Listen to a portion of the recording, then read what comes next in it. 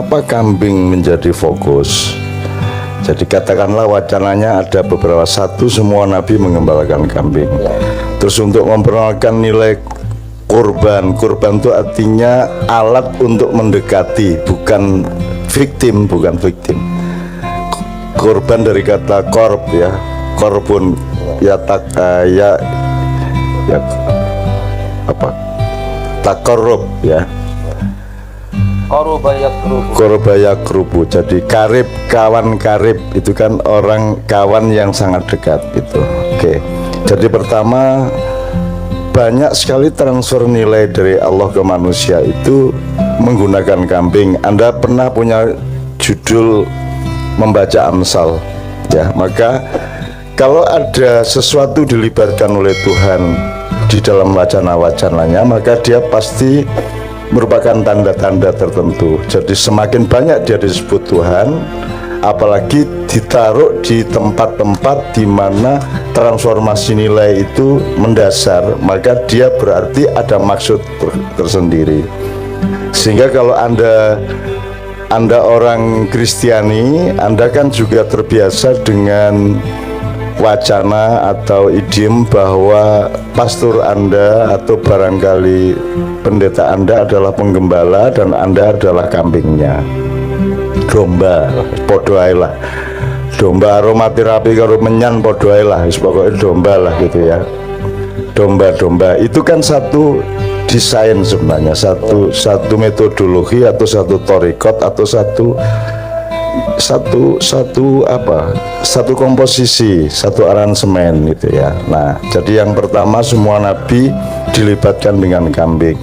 Anda tahu kan peristiwa Nabi Musa dengan penggembala kambing yang ingin memijiti kaki Allah, ingin ngodok wedang untuk Allah. Ya Allah, kalau engkau haus aku akan masak air untukmu, kalau engkau ingin seger mandi saya akan carikan air untuk mandimu, kalau engkau kecapean aku pijiti kakimu gitu. Begitulah si anak kecil ini rengeng-rengeng sambil mengembalkan kambing. Terus ditegur oleh Nabi Musa, anggitmu Gusti Allah iku iso kesleo ta ya apa gitu kan.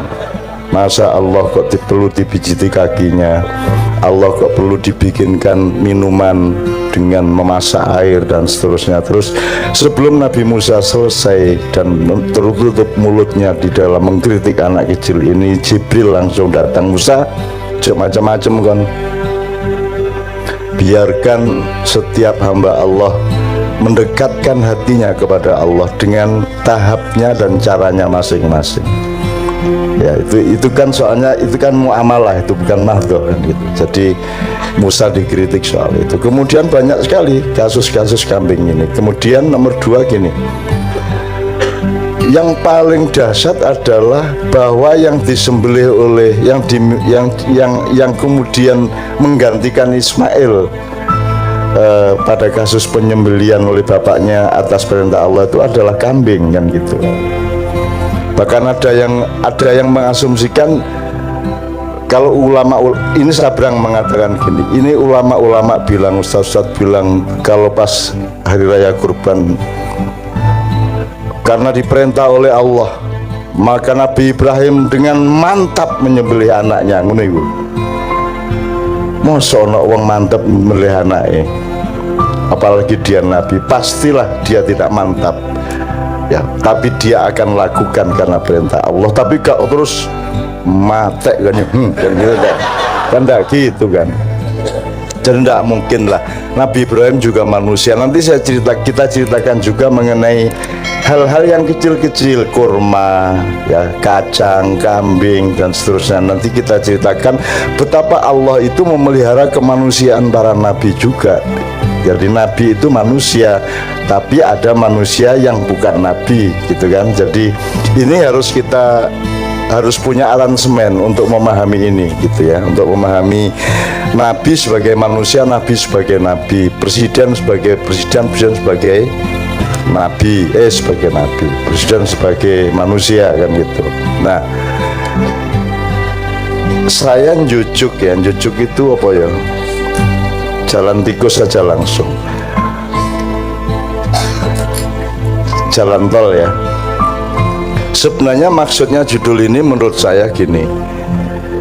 Anda tahu toh kalau malaikat, alam termasuk binatang atau hewan itu kan oleh Allah di-remote langsung. Dia mau apa, mau makan, mau tidur, mau macan, mau makan kijang, itu pun di-remote oleh Allah. Dan itu bukan kekejaman, ya. Memang begitu organismenya, begitu ekosistemnya kan gitu. Kalau Anda menuduh itu kekejaman, berarti Anda menolak neraka, karena neraka itu sangat kejam. Padahal neraka itu adalah alat pembersihan, alat netralisasi. Anda dari minus sekian dimasukkan neraka menjadi nol kan begitu, tinggal berapa minusnya berapa kan gitu. Makanya sekarang jangan banyak-banyak minus, jangan banyak-banyak utang ya, supaya nanti nggak terlalu lama nerakanya kan gitu. Jadi kambing sangat dilibatkan di dalam hidayah ilmu Allah kepada manusia. Nah, kita sekarang tahu kambing alam malaikat itu kan ya'malu ma yu'marun, hanya melakukan yang diperintahkan oleh Allah. Tapi begitu kambing disentuh oleh manusia, dia dicampuri oleh kehendak manusia, kan gitu. Tidak ada binatang makan melebihi yang dibutuhkannya, ya. Tidak ada air yang tidak turun ke arah gravitasi, tidak ada kan gitu. Itu semua kan dirimut oleh Allah. Nah, manusia dan jin adalah orang yang dipegangi remote, adalah makhluk yang dipegangi remote oleh Allah. Dia tetap dirimut oleh Allah untuk defaultnya, tapi manusia dan jin dikasih custom gitu ya. Ini saya pakai bahasa kid zaman now lah ya. Jadi ada customnya lah ya. Kalau binatang tidak ada customnya, kecuali berasal dari manusia. Kalau manusia ada customnya, jadi dia boleh ngerimut dirinya sendiri. Nah, kalau manusia punya hak demokrasi dari Allah, punya hak untuk mengatur dan menentukan dirinya sendiri, maka kemudian alat yang dikasih oleh Allah agar manusia bisa merimut dirinya sendiri, dengan catatan harus sesuai dengan kemauan Allah. Sebenarnya harus sesuai dengan remote-nya Allah. Dan manusia sekarang tidak peduli sama remote-nya Allah gitu ya, karena tidak percaya ada Allah, benar-benar tidak percaya sekarang itu. Apa iya neraka, apa iya akhirat, apa iya, itu kan khayalan sejumlah orang gitu. Nah, teman sekalian, kita ini adalah kambing-kambing yang dipegangi remote. Oke, remote-nya kita ganti dengan gini. Kalau kambing yang alamiah itu kan tidak ada talinya, dia pokoknya lari ke sana kemari, makan rumput di mana saja, itu yang langsung diremote oleh Allah. Tapi begitu dipegang oleh manusia, ada bermacam-macam, ada yang ditali. Kalau kambing Jawa itu harus ditali. Tidak ada kambing Jawa dilepas yang coklat-coklat hitam-hitam tuh loh. Tapi kalau kambing gibas, mas, apa jenenge, domba itu yang bulu tebal, itu boleh dilepas. Jadi kalau dilihat-lihat, memang orang Jawa yang paling harus mengikat dirinya. Orang Barat itu lebih tanggung jawab, dilepas tidak ada masalah, naik gibas-gibas gitu mas. Tapi kalau kambing Jawa itu anjane, waduh, anjane kudu ditaleni arek-arek. Nek gak ditalen iki masalah blakrak nang ndi. Ya jelas EKTP kok. Sampai tutup tiang listrik ya opo. Kan bukan blakrak ya, karu-karuan kan gitu kan. Nah, ini kambing Jawa itu. Maksudnya Jawa itu maksudnya Melayu Timur lah gitu. Oke. Jadi teman sekalian, menurut saya kewajiban manusia dengan amsal atau perumpamaan atau idiom domba atau kambing adalah manusia ditawari Al-Quran, dikasih panduan, dikasih siratal mustaqim, dikasih pemahaman untuk supaya dia mencari patokannya. Kan kambing ditali itu kan pakai patokan mas. Misalnya Anda mengembalakan kambing di lapangan, dipatok kayu set, kambingnya dengan kepanjangan tertentu pangkalnya diikat di patokan.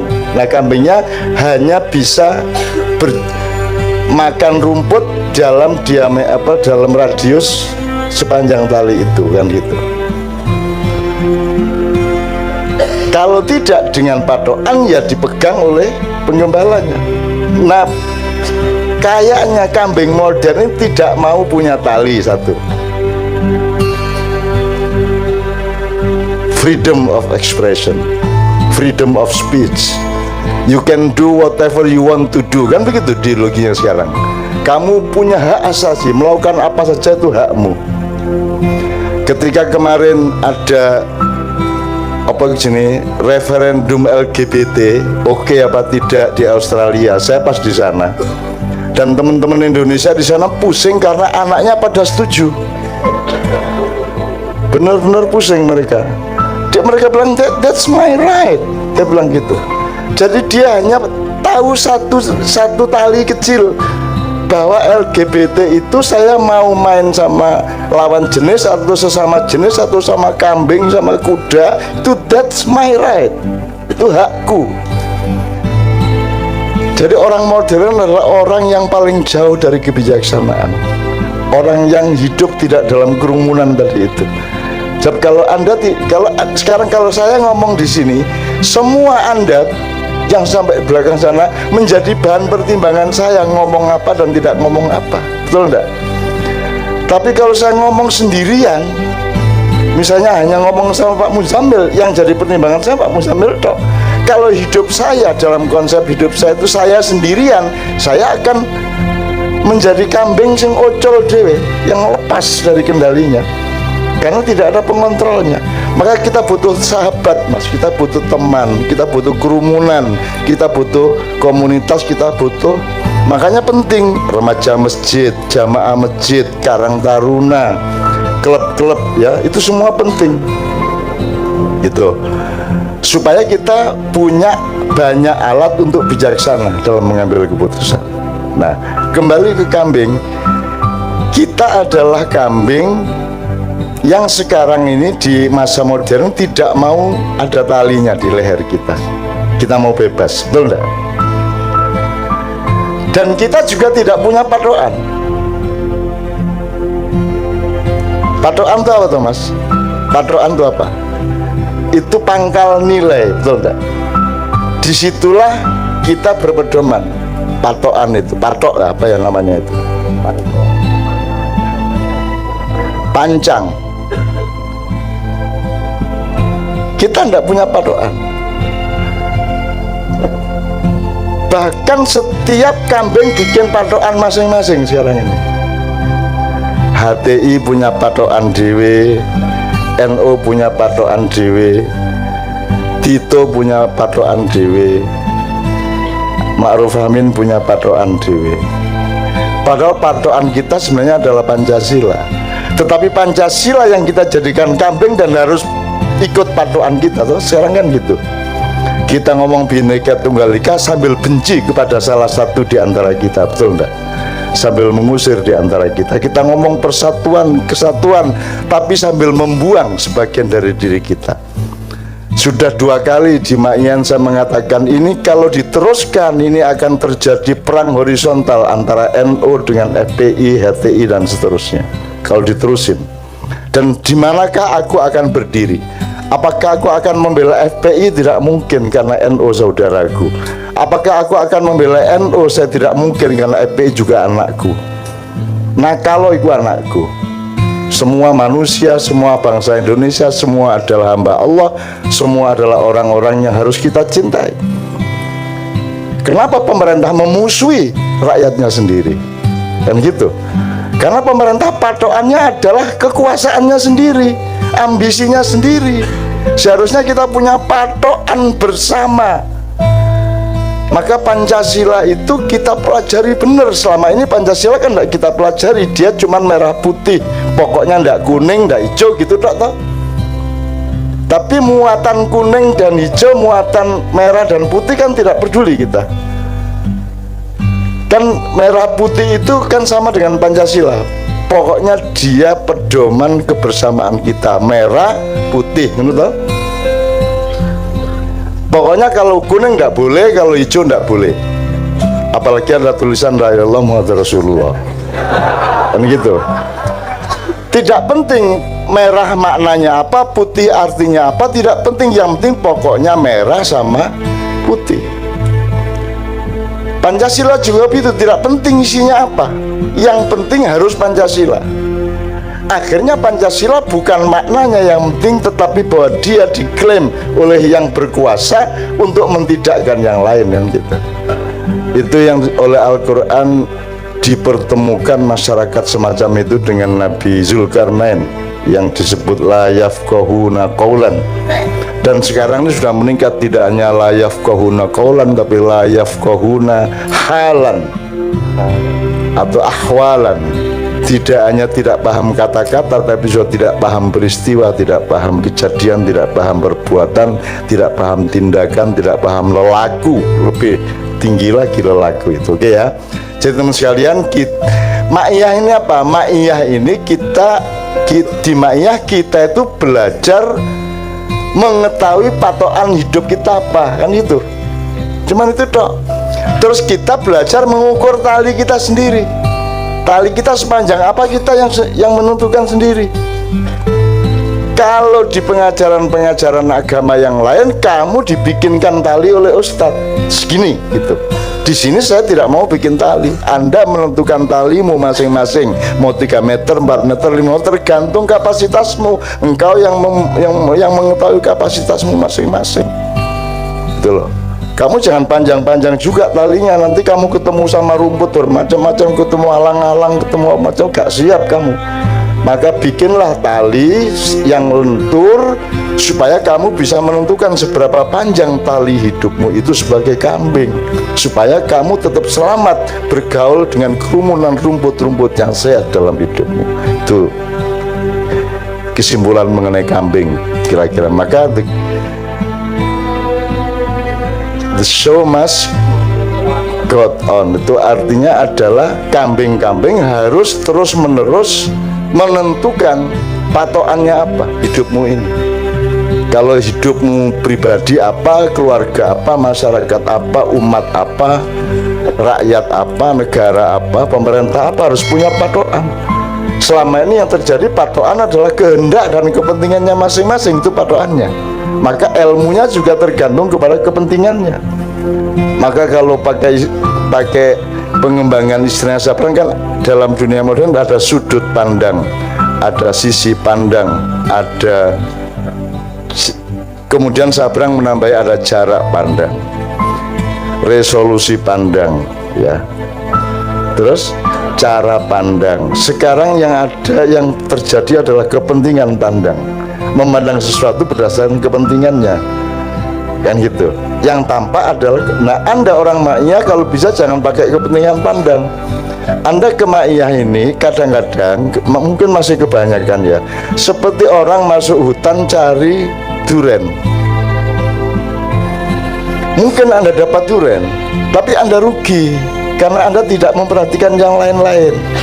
Anda tidak berkerumun dengan hutan rimba. Hutan rimba itu begitu luasnya dan begitu banyak kemungkinan nilai-nilainya yang Anda bisa dapatkan. Maka jangan hanya konsentrasi mencari duren. Anda membuka diri masuk hutan, apapun saja Anda syukuri. Dan Allah itu jangan diukur berdasarkan pengetahuanmu. Jangan dipikir takdir Allah sama dengan yang kamu pikirkan.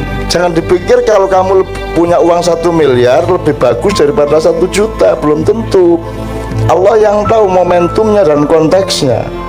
Jadi pasrah aja sama Allah, tapi kamu berjuang terus, berjalan terus, tandang terus gitu loh. Tapi ketentuannya nanti Allah yang paling tahu. Kamu cari durian padahal kamu sebenarnya butuh manggis, bisa juga. Ada orang yang tiap hari, ya Allah, aku ini butuh salak, ya Allah, ya sama manggis lah gitu. Tiap hari berdoa, Allahumma manggis, Allahumma salak, Allahumma manggis, insyaallah. Malaikat susi pegel. Kalau niku monggas manggis salak. Lu pripun Pak Jibril enggak? Allah sudah siapkan durian yang berlimpah-limpah untukmu. Allah sudah siapkan buah-buah yang terenak untukmu. Kamu itu mikirnya salah toh. Kan begitu. Ada orang yang begitu. Teman sekalian, jadi Anda menurut saya doa yang terbaik adalah, ya Allah, Engkau yang mengetahui kebutuhanku dalam jangka panjang maupun jangka pendek, hari ini maupun besok, maka penuhilah yang aku butuhkan itu ya Allah, yang menurut pengetahuanmu yang maha mengetahui al-alim. Itu ya.